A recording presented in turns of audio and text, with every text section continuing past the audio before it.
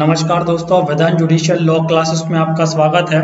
मैं Mithilesh Chaurasia MPCJ Madhya Pradesh civil जज 2018 के शिफ्ट 2 का ये GS वाले पेपर का एनालिसिस करवाऊंगा आपको। इसमें ये आपके एग्जाम के पॉइंट ऑफ व्यू से बहुत ही इंपॉर्टेंट होगा। इसमें आपको बहुत सी चीज़ें जो है ये क्लियर हो जाएंगी कि आपको जो GS का पेपर होता है MPCJ में, उसका लेवल एक्चुअली होता क्या है, आपको किस स्तर के क्वेश्चन पूछे जाते हैं। बहुत सारे क्वेश्चन आपको हर बार रिपीट होते देखे गए हैं, तो इसलिए भी आपको ओल्ड क्वेश्चन पेपर जो है वो लगाने चाहिए। स्टार्ट करते हैं आज के इस वीडियो को। सबसे पहला क्वेश्चन जो आप देख पा रहे होंगे आपकी स्क्रीन पर, ये है स्वच्छ भारत अभियान ग्रामीण की नोडल एजेंसी, मतलब कौन सी ऐसी एजेंसी है जो स्वच्छ भारत मिशन जो चल रहा है इसका ग्रामीण वाला क्षेत्र जो है वो देखती है। तो आपको याद रखना है पेयजल एवं स्वच्छता मंत्रालय, जिसके द्वारा इसको कंडक्ट किया जा रहा है। ठीक है, हाल ही में जो मंत्री वगैरह हैं उनके बारे में भी आपको याद रखना पड़ता है। इसका मतलब ये है कि स्वच्छ भारत मिशन की शुरुआत कब की गई थी? प्रधानमंत्री मोदी जी के द्वारा, है ना। 2019 में जो है वो टारगेट रखा गया था स्वच्छ भारत को स्वच्छ करने के लिए। तो ये सारे पॉइंट्स जो है वो आपको याद रखने होंगे। ठीक है, नेक्स्ट जो क्वेश्चन है वो है आपका कर्क रेखा निम्नलिखित में से मध्य प्रदेश के किस जिले से होकर नहीं गुजरती है? तो आपको याद रखना है मध्य प्रदेश के किस जिले से होकर गुजरती है, किस जिले से होकर नहीं गुजरती है। तो ये शिवपुरी से होकर नहीं गुजरती है। हमारे द्वारा मध्य प्रदेश का जो है GS पढ़ाया गया है आपके लिए, तो आप उसमें देख सकते हैं। हमारी जो क्लासेस हैं वो भी GS की लगातार चल रही हैं। यदि आप चाहें तो हमसे जुड़ सकते हैं, उसके लिए नीचे आपको नंबर दिया गया है। मध्य प्रदेश सिविल जज के लिए क्रैश कोर्स अवेलेबल है हमारे पास GS का, तो आप उसके लिए कांटेक्ट कर सकते हैं। जैसा कि मैं बताना चाहूंगा आपको, कर्क रेखा जो है मध्य प्रदेश के बिल्कुल बीचों बीच से गुजरती है और लगभग 14 जिलों से होकर निकलती है। ठीक है, और ये जो है सागर, राजगढ़, विदिशा, भोपाल, है ना, इन सारे जिलों से होकर जो है वो निकलती है। तो आपको याद रखना है इसके बारे में। भारत के कितने राज्यों से होकर गुजरती है? तो ये 8 राज्यों से होकर गुजरती है। ये भी आपको याद रखना है। कर्क रेखा 23.5 डिग्री उत्तरी अक्षांश को हम कर्क रेखा कहते हैं। नेक्स्ट पॉइंट है आपका, भारत को डोमिनियन राज्य का दर्जा देने का प्रस्ताव निम्नलिखित में से किसमें दिया गया था? तो ये हिस्ट्री जब मेरे द्वारा पढ़ाई गई थी उसमें बताया गया था क्रिप्स मिशन के द्वारा जो है वो आपको डोमिनियन राज्य देने का प्रस्ताव रखा गया था। क्रिप्स मिशन आपसे पूछा जा सकता है कब आया था?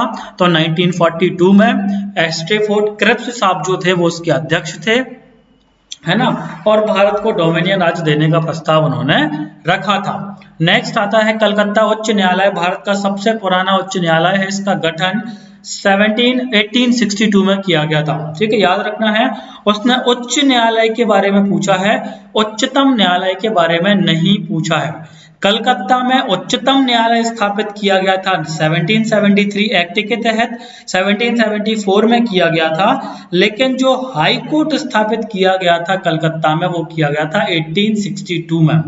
ठीक है, तो आपको थोड़ा सा क्वेश्चन को बहुत अच्छे से रीड करना है, ये भी आपको ये दर्शाता है। नेक्स्ट जो है वो करंट अफेयर वाला क्वेश्चन है। हेमा दास लगातार चर्चा में रहती हैं, आपको याद रखना है इनका संबंध किस राज्य से है? तो ये जो है असम से है। धावक है, साफ लिखा हुआ है इसमें।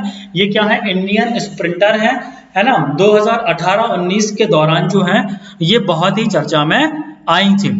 ठीक है, फिर नेक्स्ट पुनः क्वेश्चन पूछा गया है मध्य प्रदेश उच्च न्यायालय के बारे में। मध्य प्रदेश उच्च न्यायालय के प्रथम मुख्य न्यायाधिपति कौन थे? मतलब chief justice of Madhya Pradesh high court सबसे पहले कौन थे? तो आपको याद रखना है मोहम्मद हिदायतुल्लाह साहब जो है ये सबसे पहले जो है वो चीफ जस्टिस रहे हैं। ठीक है, मध्य प्रदेश हमारे द्वारा कंप्लीट किया जा चुका है। अब हमारा जो है वो लगभग 2 दिसंबर से क्रैश कोर्स स्टार्ट हो रहा है, तो आप उसको भी ज्वाइन कर सकते हैं। नसें रक्त को ले जाती हैं, तो आपको थोड़ा सा याद रखना है, इंग्लिश वर्जन याद रखना है इसका।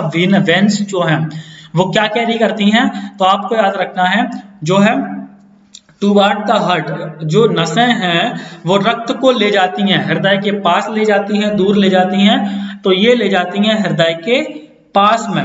ठीक है। फिर नेक्स्ट में थोड़ा सा आपको बायो भी बहुत अच्छे से देख के जाना है। इसका मतलब ये है, रक्त के वाले में हम इसके पहले वाले एनालिसिस में भी बता चुके हैं, क्या उसमें भी पूछा गया था, लैंडस्टीनर ने जो रक्त समूह है उसकी खोज की थी, ठीक है।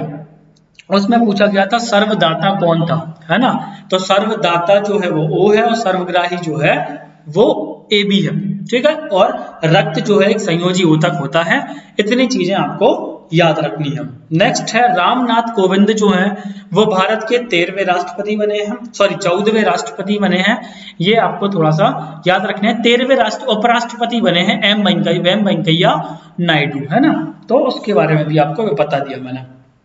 फिर है आपका 2018 के एशियन गेम्स में कितने पुरुष गोल्ड मेडल जो है वो 10 मीटर एयर पिस्टल में जीता था, किसने जीता था। तो आपको याद रखना है सौरभ चौधरी के द्वारा। बजरंग पुनिया तो देखो पहलवान है, ठीक है। तो थोड़ा सा खिलाड़ियों के बारे में भी आपको याद रखना है, क्योंकि हिमा दास के बारे में भी पूछा गया है, ठीक है। हिमा दास के बारे में क्या पूछा कि भाई वो किस राज्य से संबंधित है। फिर एक और क्वेश्चन आपको देखने को मिल गया गोल्ड जो है वो ये पिस्टल के बारे में पूछा गया है, पिस्टल जो है वो किसने चलाई थी। तो ये थोड़ा सा आपको स्पोर्ट्स से ज्यादा ध्यान रखना है, ठीक है। अब 2018 के पेपर में 2017 का दादा साहेब फाल्के पुरस्कार पूछा गया है, तो ये मिला था विनोद खन्ना साहब को। इसकी वीडियो भी हमारे YouTube चैनल पे आपको मिल जाएगी। दादा साहेब फाल्के पुरस्कार जो है वो भारतीय सिनेमा का सर्वोच्च सम्मान है, 1969 से दिया जाता है। देविका रानी को सबसे पहले दिया गया था, ठीक है। नेक्स्ट आता है कैलोरी किसकी इकाई है, तो ऊष्मा की इकाई है। ये फिजिक्स वाला क्वेश्चन हो गया। जितनी भी यूनिट होती हैं वो आपको लगभग अच्छे से याद करके जाना है, ठीक है।